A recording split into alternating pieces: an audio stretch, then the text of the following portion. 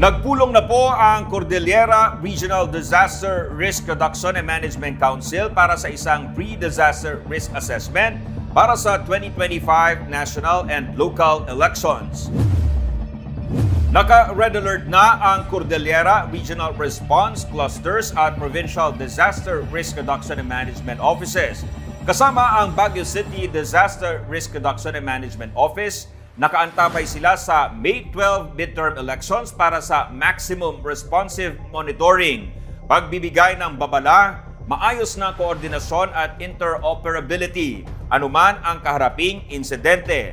Siyam na bayan sa Abra ang inilagay sa election areas of concern, 6 sa yellow category tulad ng Lagayan, Pidigan, Tayum, Tineg, Dolores at Lagangilang. 3 sa ilalim ng orange category kabilang ang Bangged, Bukay at Pilar.